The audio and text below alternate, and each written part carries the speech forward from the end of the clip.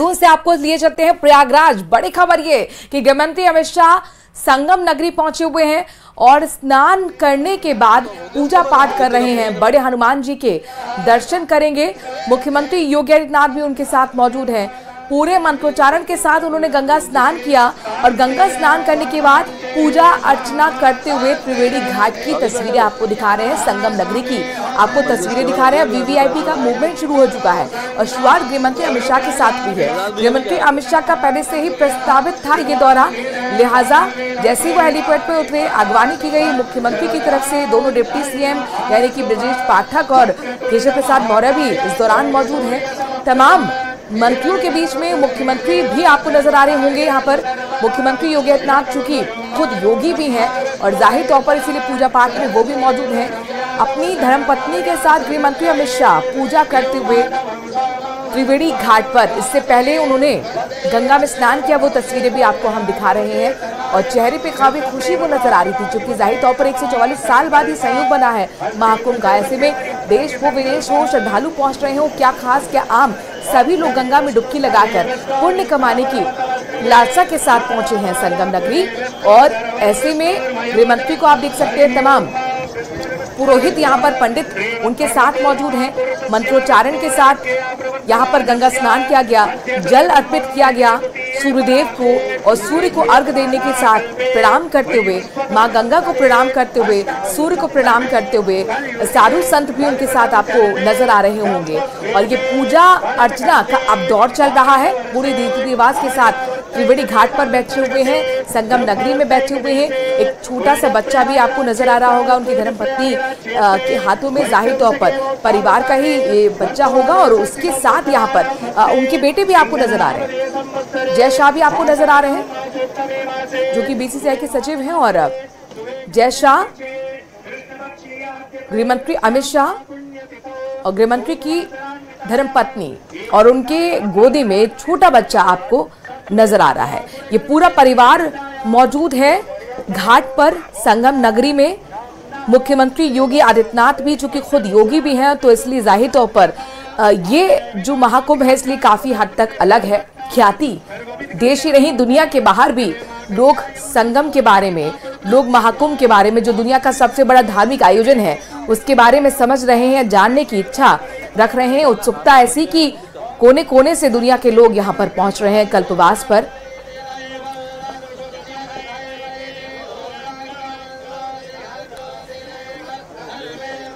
तो रीति रिवाज के साथ पूजा अर्चना करते हुए पूरे परिवार के साथ गृह मंत्री अमित शाह हैं। उनके पोता पोती, उनके बेटे, उनकी बहू, धर्मपत्नी आपको तस्वीरों में नजर आ रहे होंगे। इससे पहले सभी ने स्नान किया था। ये स्नान की भी तस्वीर आपको दिखा रहे हैं जब माँ गंगा की गोद में उतरकर डुबकी लगाते हुए देश के गृह मंत्री अमित शाह नजर आए थे।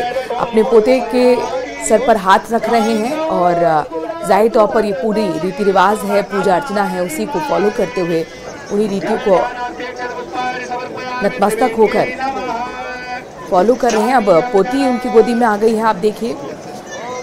जय शाह भी नजर आ रहे हैं, उनके बेटे, और दूसरी तरफ उनके साथ उनकी धर्मपत्नी मौजूद है। चूंकि ये हिंदू धर्म कहता है कि आपको अपनी बाईं तरफ अपनी धर्मपत्नी को बैठाना होता है, तो वही धर्म का पालन कर रहे हैं। क्योंकि सबसे बड़ा दुनिया का ये धार्मिक आयोजन कहा जाता है और इस धार्मिक आयोजन में, संगम में, जहाँ पर गंगा यमुना सरस्वती का संगम होता है, वहाँ पर महाकुंभ इस बार 144 साल बाद ऐसा सहयोग कि क्या आम क्या खास हर कोई पुण्य कमाने की लालसा के साथ माँ गंगा में डुबकी लगा रहा है। दो तस्वीरें आपको हम दिखा रहे हैं। वीवीआईपी मूवमेंट शुरू हो चुका है। इसके बाद प्रधानमंत्री का भी दौरा प्रस्तावित है, राष्ट्रपति भी पहुंचेंगी, उपराष्ट्रपति भी पहुंचेंगे और माँ गंगा में जल अर्पित करते हुए ये तस्वीरें आपको लाइव दिखा रहे हैं। प्रयागराज यानी कि संगम नगरी के नाम से भी प्रयागराज को कहा जाता है। महाकुंभ जो कि 13 जनवरी से शुरू हुआ था, 40 से 45 दिन तक चलने वाले इस महाकुंभ में देश से ही श्रद्धालु नहीं पहुंच रहे बल्कि दुनिया से भी लोग पहुंच रहे हैं अपने बेटे के साथ, अपने परिवार के साथ मां गंगा में जल अर्पित करते हुए, जल चढ़ाते हुए। उनकी पोती भी आपको नजर आ रही होगी। पूरे भगवा रंग में इस वक्त नजर आ रहे हैं। उनके बेटे ने भी भगवा कुर्ता डाला हुआ है और खुद भी यहाँ पर आप देखिए भगवा रंग का पूरा वस्त्र धारण किया हुआ है इस वक्त गृह मंत्री अमित शाह ने। चूंकि भगवा जो कि सनातन का प्रतीक कहा जाता है और हर शुभ कार्य में आप देखते होंगे कि पीले वस्त्र या फिर भगवा कलर ही पहना जाता है और उसी चीज को समझते हुए धार्मिक जो अनुष्ठान है उनको निभा रहे हैं। मां गंगा में फूल चढ़ा रहे हैं, साथ ही जल अर्पित कर रहे हैं। इससे पहले मां गंगा में डुबकी भी लगाई थी। पूरा परिवार इस वक्त मौजूद है। उनकी बहू भी आपको नजर आ रही होंगी पीछे, जो अपने छोटे से बच्चे को गोदी भी ले हुए हैं और आपकी दाईं तरफ उनके बेटा है जय शाह और बाईं तरफ उनकी धर्मपत्नी नजर आ रही है। सुरक्षा भी जाहिर तौर पर काफी हद तक कड़ी की गई है, चूंकि गृह मंत्री पहुंचे हुए हैं और इसी तरह की सुरक्षा आपको पूरे जो 12 किलोमीटर तक संगम में ये महाकुंभ फैला हुआ है वहां इसी तरह की सुरक्षा है। एसओजी की कमांडोज ने खुद पूरे सुरक्षा व्यवस्था की कमान संभाली हुई है। एनडीआरएफ की टीमें हैं, एसडीआरएफ की टीमें हैं, लोकल पुलिस है। ड्रोन के जरिए नजर रखी जा रही है हर आने जाने पर। और अब पूरे 12 किलोमीटर का जो एरिया है वहां पर वाहन रहित एरिया किया जा रहा है, क्योंकि मौनी अमावस्या भी है और ऐसे में माना जा रहा है कि करोड़ों श्रद्धालु यहाँ पर जुटेंगे, तो भीड़ को मैनेज करने के लिए भी लिहाजा वाहन रहित इस एरिया को किया जा रहा है। और आज चूंकि वीआईपी मूवमेंट भी है, गृह मंत्री भी खुद पहुंचे हुए हैं, लिहाजा सुरक्षा भी बेहद कड़ी। तो प्रयागराज से आ रही तस्वीर आप तक पहुंचाते रहेंगे। बहरहाल खबरों में आगे बढ़ते हुए एक और बड़ी खबर का रुख कर रहे हैं। ब्रेकिंग न्यूज अजमेर से है, जहां पर विधानसभा अध्यक्ष वासुदेव देवनानी अजमेर पहुंचे हुए हैं। देवनानी ने कहा कि 19 फरवरी को प्रदेश का बजट पेश होगा। 31 जनवरी से विधानसभा का सत्र शुरू हो रहा है। 29 जनवरी को सर्वदलीय बैठक होनी है, तो बड़ी जानकारी आपको दे रहे हैं। 31 जनवरी से विधानसभा सत्र और देखिए बजट कब आएगा। राजस्थान का बजट पेश होगा 19 फरवरी। ये तारीख आप नोट कर लीजिए, चूंकि सभी के लिए दिन बहुत महत्वपूर्ण है।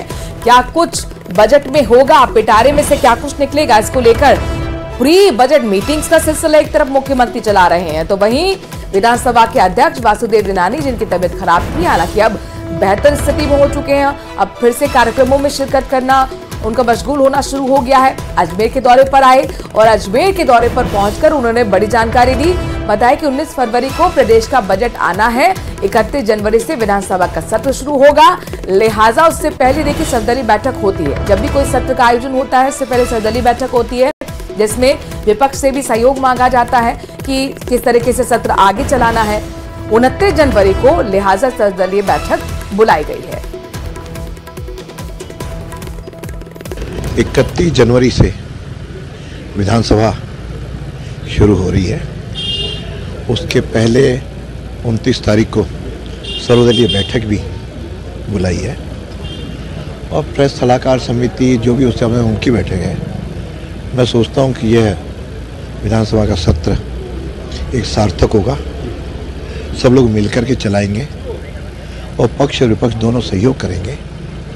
पहले दिन राज्यपाल का भाषण होगा, उसके बाद 3 तारीख से राज्यपाल के अभिभाषण पर बहस होगी, 3 दिन बहस चलेगी और 7 तारीख को इसका जवाब दिया जाएगा और तत्पश्चात 10 दिन के लिए विधानसभा स्थगित करेंगे। 19 तारीख को बजट प्रस्तुत होगा। बजट तो 19 फरवरी को आएगा, लेकिन देश का बजट 1 फरवरी को आएगा। वित्त मंत्री निर्मला सीतारमण 1 फरवरी को केंद्रीय बजट पेश करेंगी, जिसको लेकर लोगों में काफी उम्मीदें हैं। भरतपुर के लोगों का कहना है कि हमें उम्मीद है कि इस बार बजट किसान, व्यापारी और बेरोजगारों के लिए राहत भरा होगा। इस बार के बजट में कई महत्वपूर्ण बिंदुओं का ध्यान भी रखा गया होगा। साथ ही किसानों ने भी उम्मीद जताई है कि बजट में समय पर बिजली, पानी और उपज को लेकर उन्हें राहत वित्त मंत्री जरूर देंगी।